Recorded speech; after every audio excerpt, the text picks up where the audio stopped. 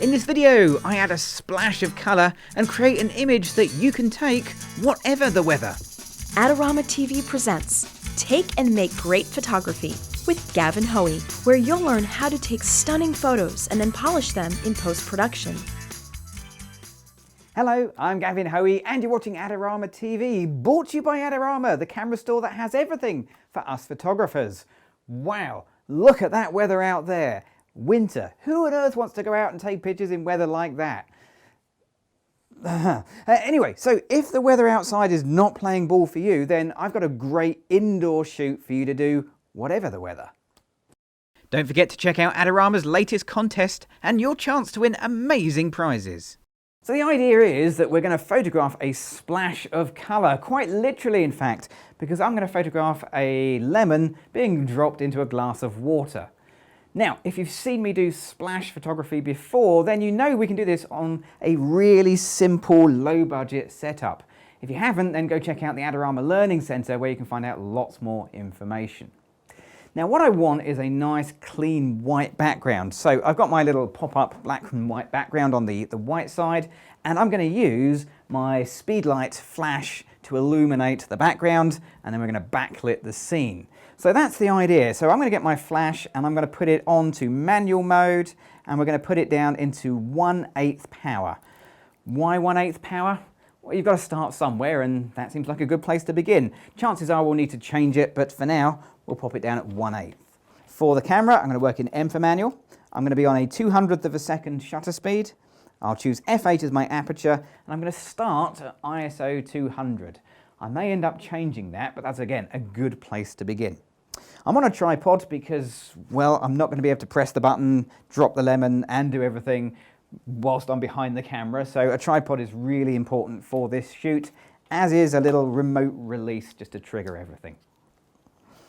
Now there's one more thing I need to do. My speed light is already set so it's in its slave mode, but the actual camera itself, I need to pop up the little flash to trigger the main flash, and that's going to act as a master and then the speed light as a slave.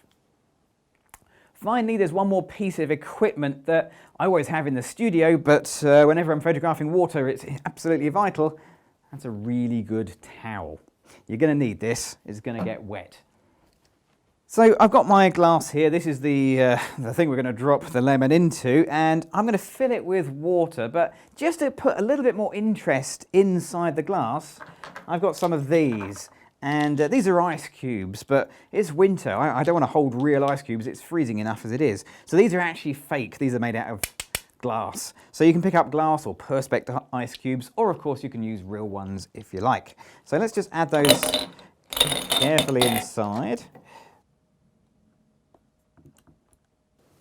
So once you've got your shot framed up, here's a really good tip. Make sure your glass is in focus and then switch from autofocus to manual focus.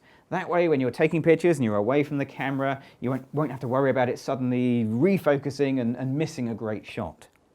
Okay, so let's take a test picture. In fact, let's take one without the flash, just to show you why it's so important. If the flash doesn't fire, then I really don't have a picture. It's almost totally black. No flash, no picture. With the flash going, well, let's take a test picture and see how we go. That white background is not quite as white as I'd like it to be. Now remember, I'm on 1/8 power for the flash, so I've got a little bit of wiggle room here. Let's go and increase the flash power. So I'm going to dial it up from 1/8 to 1/4 power. So that's one more stop of light. That's going to make things brighter. That may well be just the right solution. Let's take the same shot again. Here we go. Yeah, that's better. I've definitely got more white. Yeah, I'm losing a little bit still. There's a bit of grey on the background. Now, I don't want to go any more on the flash than 1/4 power because the freezing power of the flash, the reason water comes out frozen and sharp is because the flash only lasts for a very short period of time. At 1/4 power, the duration is about a 4,000th of a second. If I increase the flash power, then effectively I change the shutter speed and I would end up with water that's not quite as sharp. So I don't want to go any more than 1/4 power, but I can still change the ISO. I'm on 200 ISO at the moment. Okay, well, let's just pop it up to 400 ISO and we'll see how that changes the shot. Yeah, perfect. Okay, so 400 ISO, quarter power on the flash, F8, we're ready to go. So I'm ready to start taking pictures. I've got my lemon now sliced up and the water's ready. I know the camera's set. So all I need to do is drop this perfectly into the water and press the button at the exact moment when it creates a perfect splash. Yeah, this isn't going to happen in one shot, is it? This is going to take a few goes, but here we go. We'll line things up. I'll try and remember to get high enough so my hand's not in the frame. And splash. Okay, well, how did that go? Well, that's not too bad. That's a pretty good splash, but there's probably a better one in here somewhere. So let's get my lemon back and we'll top up the water. There we go. And we'll go again. And this really is a numbers game. The more you do this, the more chance of getting a good splash. Yeah, you just got to get the timing right. So let's top that up once more. Get the lemon and we'll drop it in. Excellent. Okay, so I've got a really good shot there. Now, if you don't get it after a couple of goes, you're going to need just to wipe down your surface here and, well, try again. But remember, if you do wipe down your surface, if you move your camera or your glass of water, you've got to refocus. Remember, you're on manual focus, so if anything changes, that could cause you problems. And you don't want to miss a shot because it's out of focus. Let's just do one more. Here we go. Wow, big splash. Fantastic. Now, once you've got a really good shot that you're happy with, the temptation is to stop. You've got the picture, well done. But maybe try a couple of other ideas and try going closer. So I'm going to reframe, go closer, and just take loads more pictures.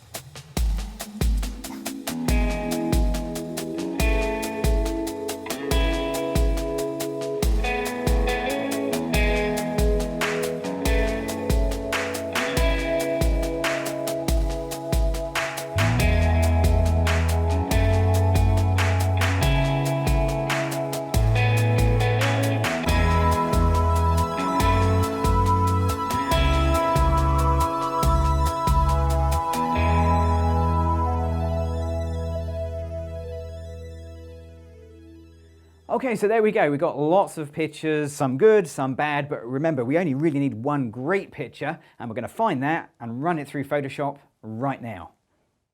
So of course, when I said Photoshop, what I meant Photoshop Lightroom, because Lightroom is the perfect tool for editing lots of pictures like that shoot. So let's see how it's done. So what I've got here are just a few of the pictures that I shot, and you'll see that the glass doesn't change shot to shot, the lighting doesn't change, only the splash changes. And on some it's very good, others it's not so good. I think that's not so good. That one's a great shot. And these literally are one sequence of images. Yeah, not so good. So I'm going to choose my picture to process, which will be this one here. And the great thing about Lightroom is when you process one picture and you want to repeat it on lots of pictures, it can do it automatically and pretty much instantly. So first thing to do is have a look at this white background. Is this white background as white as I thought it was? Now, when I took my pictures, I looked at the back of the camera and I had the highlight warning blinking away saying that background is nice and bright and white. Trouble is, the back of the camera shows you a JPEG image, so it's processed by the camera, and I shoot in RAW. So these are the unprocessed pictures, and that white background isn't quite white. So let's go and have a little look. So if I turn on the clipping warning there for the highlights, and I come down to the whites and increase the whites, that's what I'm seeing on the back of the camera. So if you're shooting high key and you're processing in Lightroom 4 or Lightroom 5 or Photoshop CS6 or CC, then you find you do have to bump up the white slider to get it to look more like the back of your camera. Now, whilst I'm here, I'm going to push up the clarity. Two reasons, partly because this really does work well with clarity, but mostly because I just like clarity. Next, we're going to make some local adjustments, and we're going to use the adjustment brush. Now, the adjustment brush, first of all, I need to reset all of these sliders. Nice little Lightroom trick. Double click on the word effect. Everything goes back to 0. Now, all I want to do actually is just increase the brightness, the exposure, where it's not quite as bright as it could be. So let's just push this up, maybe sort of 3/4 of a stop, something like that. And I'm just going to paint across the top and round the bottom, just roughly painting in a little bit extra light like so. Now you'll see not everywhere went as sort of white as it could. So I'll click on the new button to make another brush and repeat it. We'll start somewhere different so the pin starts in a different place. Otherwise you have all the pins on top of each other and it gets all confusing. Okay, so there we go. That looks pretty good. I can turn off the highlight warning. Yeah, that's fine. Now, whilst we're making local adjustments, let's zoom in a little bit closer and see what we can do with the inside of the glass. So let's start with the lemon here. Now, the lemon looks pretty good, but it's not as good as some of the other lemon shots. It's gone over on a bit of an angle. I'm going to click on the new button and I'm going to leave the exposure about where it is, but I'm also going to push up the saturation. So with this brush, I'm changing both exposure and saturation at the same time. We can give that lemon a nice little push in brightness.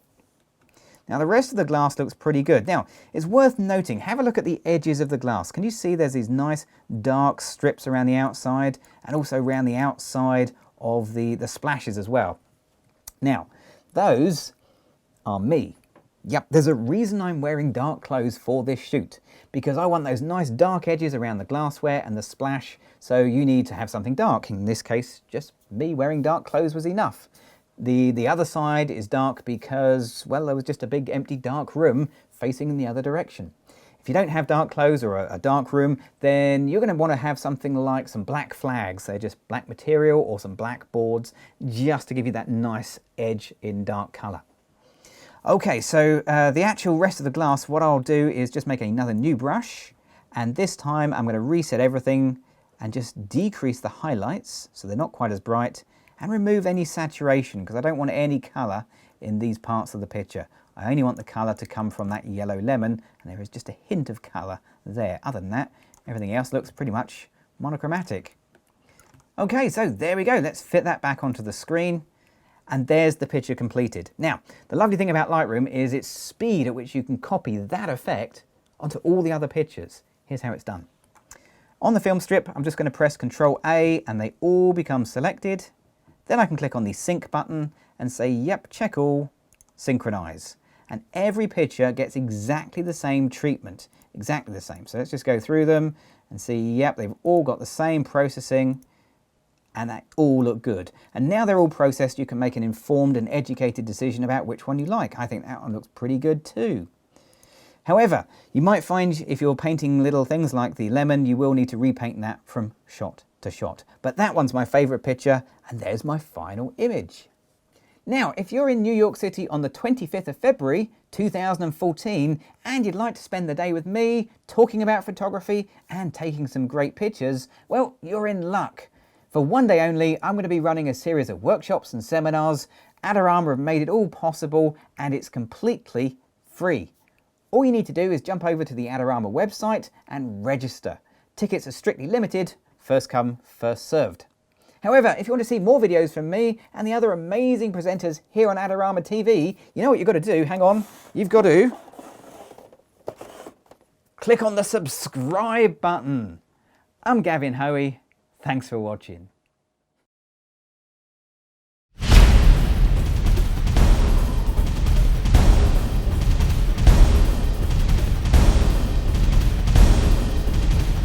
Great looking prints at low cost? Be sure to visit our easy to use online printing service. Adorama Pix has professionals who treat your images with the utmost care that you can count on.